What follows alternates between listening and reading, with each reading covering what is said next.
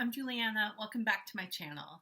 Today we're diving into a topic that many players are eager to master, and that's increasing speed on the clarinet. Whether you're a beginner looking to improve or an advanced player seeking to push your limits, this video is for you. Before we jump in, don't forget to hit that subscribe button and ring the notification bell to stay updated on all things clarinet related.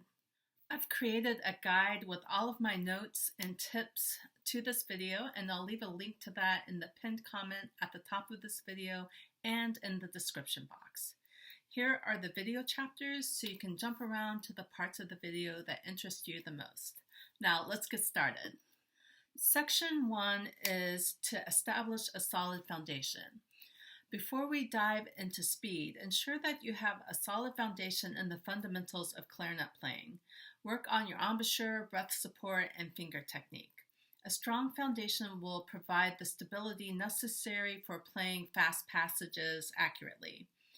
I remember taking a cooking class devoted to knife skills many years ago, and the man next to me was so focused on chopping the vegetables as fast as he could without learning the proper knife technique first. Not only was this novice not concentrating on the right thing, but it was also dangerous. So I only say this just to be careful with a knife and with your clarinet technique. Number 2 to this section would be to practice your scales. And I know. So I recommend that my students play through all major minor scales, arpeggios, scales and thirds, either working from the Clauset and or the Baermann method books. It's not enough to play through the scales, but rather focus on the evenness of the fingers and the sound through the various registers of the clarinet. So I'm going to attempt to play my Baermann scales at metronome marking quarter note equals 120, just to show, how you can build speed as you're working on your scales.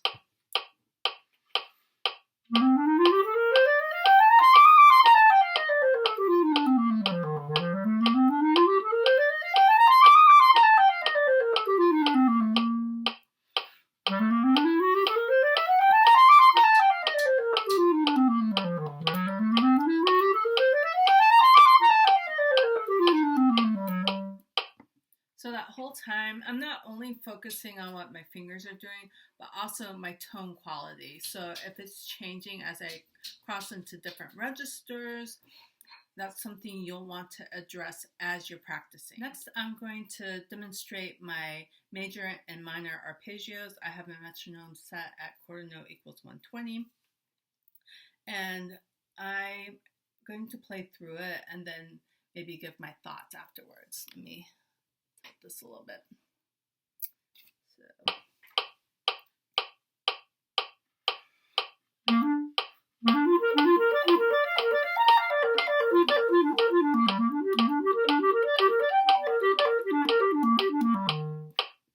So just listening to myself right there, you can kind of hear as I was going down into the minor arpeggio, so that was C major, A minor, that I didn't have as much air support going down there, so I kind of felt like the evenness, even though my fingers were pretty even, the sound didn't sound even. So that kind of takes away from your technique if your sound or your breath support isn't supporting what your fingers are doing. The other thing I wanted to mention was, especially when you're doing anything that has interval skips in it, like arpeggios or scales and thirds, larger intervals like scales and fourths or scales and sixths. Now you want to make sure your fingers don't go too far away from the instrument, because you can have, if I kept my fingers like I have some students that keep their fingers out here, I'm like, bring them in, you don't want them to be hovering so tight above the tone holes that it essentially changes the timbre quality of the instrument, but you want them just above the tone hole so that you can have better speed as you work through these. So if I were to keep my fingers out here, of course I was like kind of not having a great embouchure there either, but it just makes it like twice as hard. So as you're working on your speed, work on, I want to say keep your fingers close, but I hear a lot of other clarinetists say, no, that's the wrong thing to say. You don't want to keep them close because people interpret that as like keeping them tight above the tone holes, but you want to keep them close enough where that you can have the dexterity that you need on the instrument. One exercise I find very telling is to play your scales in thirds. It will sort of reveal to you, you know, how you might be playing unevenly as you're crossing into the different registers of the clarinet. I find with myself, as I'm crossing over the first break on the instrument, like G to B, A to C, that I need to pay a little bit more attention and use a little bit more quicker, or I should say using quicker air as I move across into the other register. So let me move this down so you can see my fingers. I'm going to start at, I think I have a metronome set at 97. I could do 120, but I just want to make sure that, you know, everything, I'm playing everything correctly and seamlessly.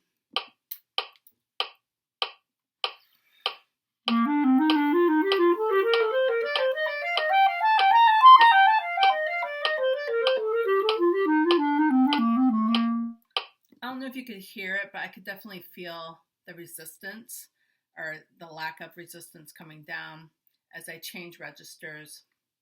So that's something you can focus on as you're playing your scales in thirds. You'll probably find it, like I said, very revealing about your playing. Number 3 is to know basic music theory.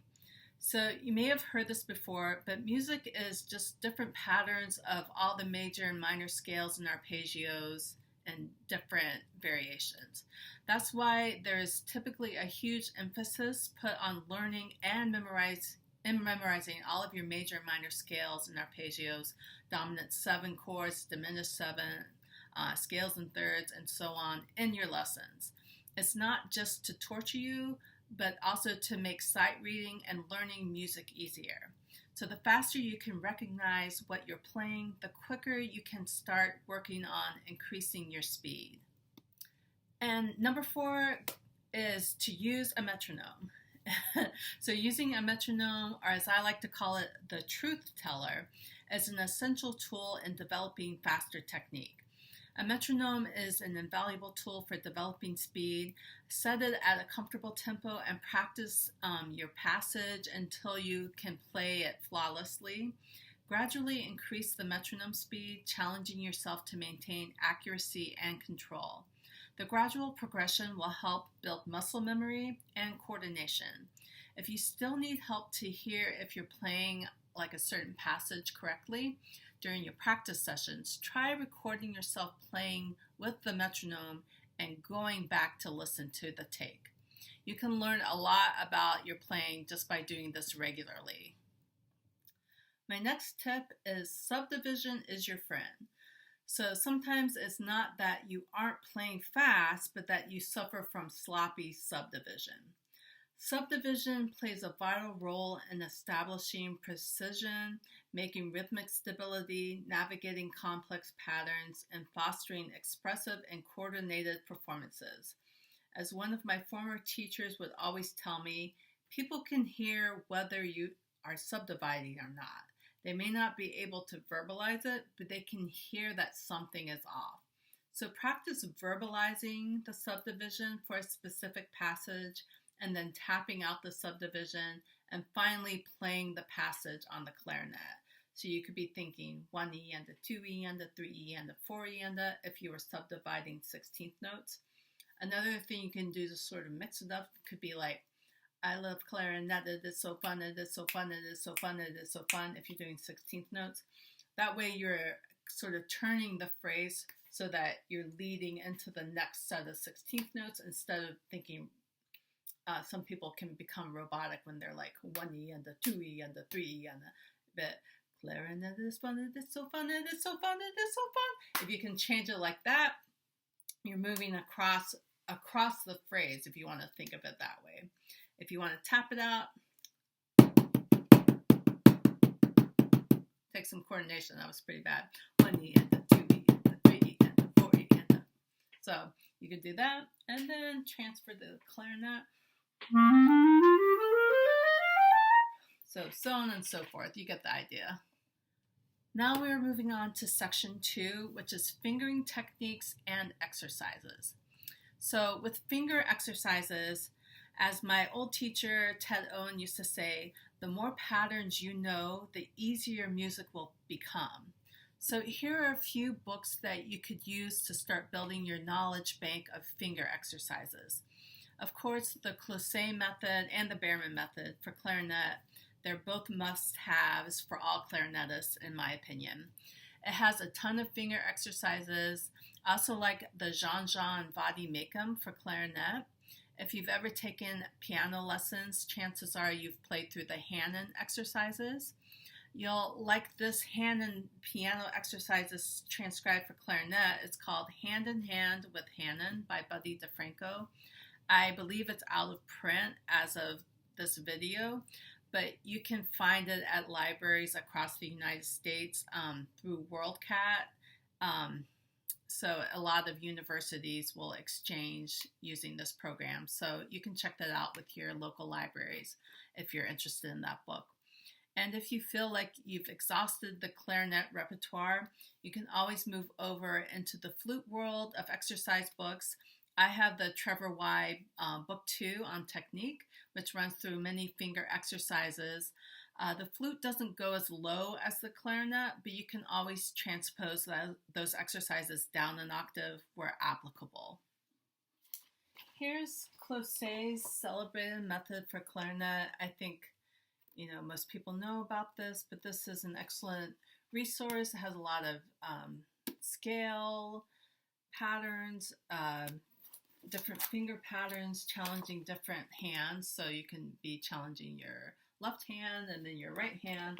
But I would say start here. This is Buddy DeFranco's book, Hand in Hand with Hanon. He basically takes all the Hanon piano exercises, transcribes them for the clarinet, so it fits nicely in all of our registers. And each pattern goes through all the major keys on the instrument. So this is very helpful. It's if you're working on finger technique and you just want to go through these patterns, even if you are a piano player, playing those exercises on piano I've done this myself. It helps with your clarinet technique because you're really trying to focus on your fingers and control your finger dexterity. So that's another tip. If you can't find this, just play the piano exercises. So I thought I would demonstrate a little bit. I have my metronome set at quarter note equals 1/16 for this exercise.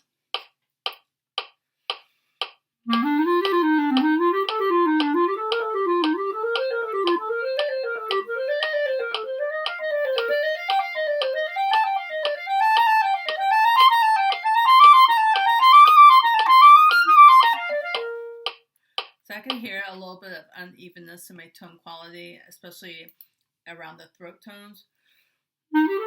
I could hear a little bump in the sound. So if I were practicing this, working with my technique like I am right now, I would want to make sure that those intervals shared a similar sound. You could slow it down. Just to smooth it out as much as possible. Here is the Trevor Y flute book. This is volume 2. All of the Trevor Y series, each book focuses on a different element of flute playing, but this one focuses on technique. And you can take these exercises. This actually lays well on the clarinet. It focuses on your left hand technique, and I'm going to demonstrate this. I was just playing through it and I was like, oh, I should be doing this more often. But this is one tip I found. Like sometimes you can exhaust all the clarinet literature and you're like, I'm just not getting better. That's definitely, I've come across that in my lifetime. And so sometimes I like to delve into other instruments literature, like the Hanon exercises on piano, or you want to maybe think of instruments that have great technique. So if you're a flutist, you have to have great technique, you know. So I always look up to flute players with their technique, not only finger technique, but sort of breath support. I think they're the instrument and the teachers are a good wealth of knowledge. This is quarter note equals 110.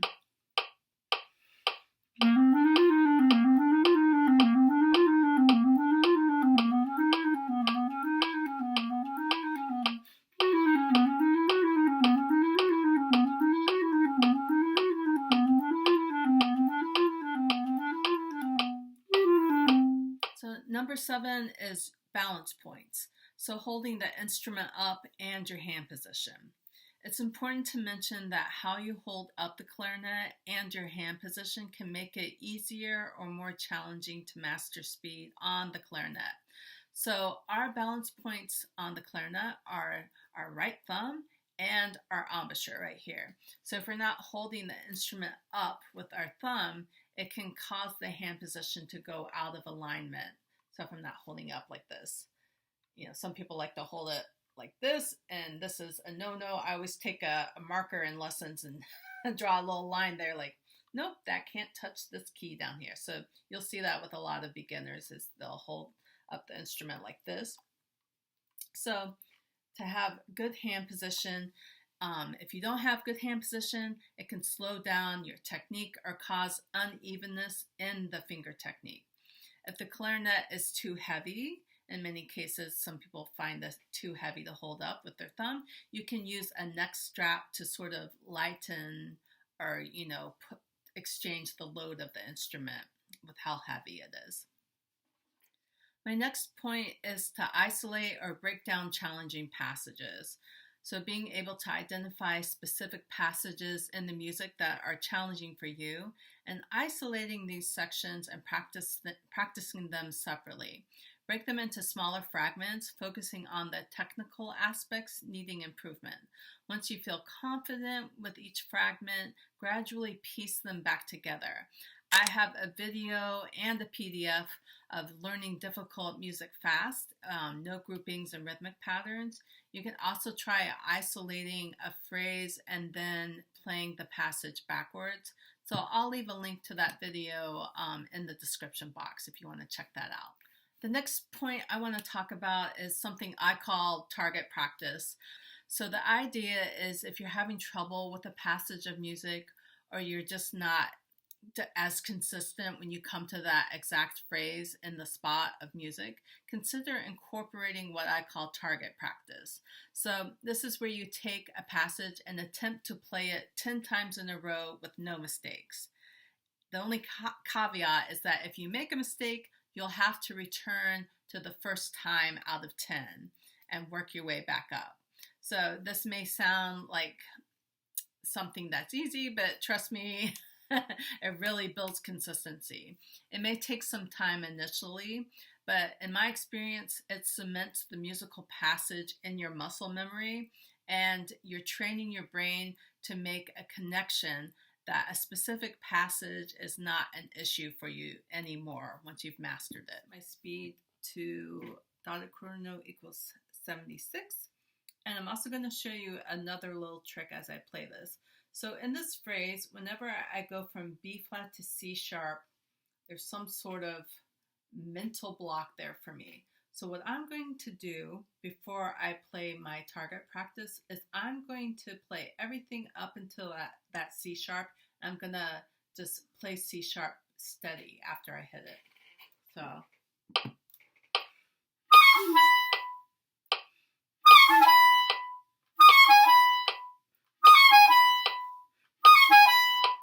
And just by isolating that, I could tell that when I was going F, E flat, B flat to C sharp, this first finger right here was coming down before these had a chance to come down. So sometimes you have to figure out what's sort of tripping you up. In my case, it's finger placement. So that's another benefit of doing this target practice, slowing down the metronome, figuring out, you know, what might be causing a problem for you.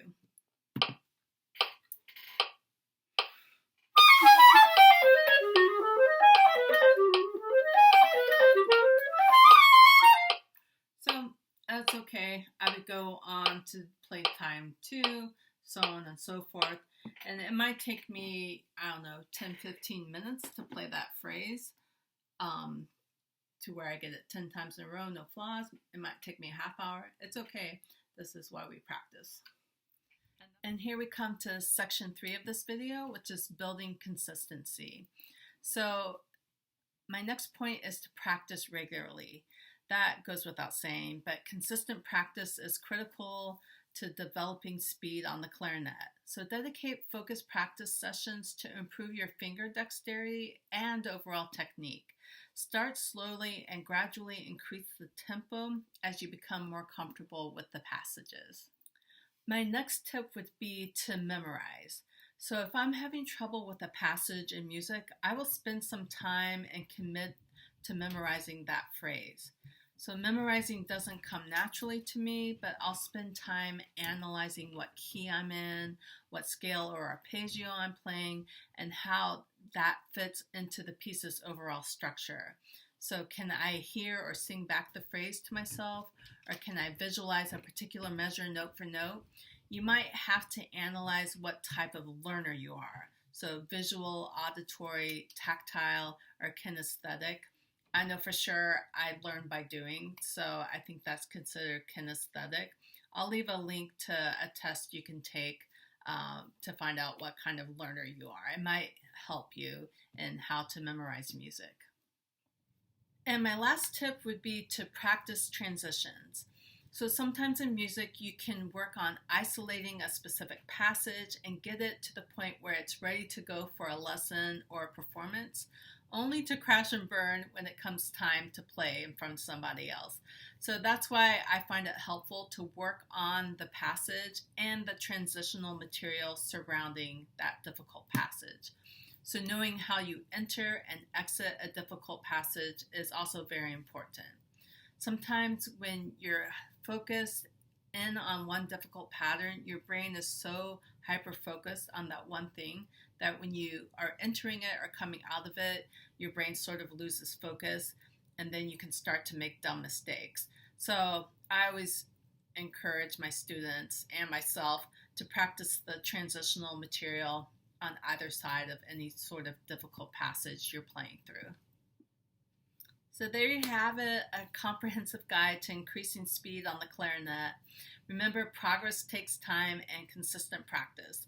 So start slow, focus on technique, and gradually push your limits. If you found these tips helpful, give us a thumbs up and share your thoughts in the comments below, especially if you have other tips that I didn't cover in this video. So happy practicing, and I'll see you in the next video. Bye!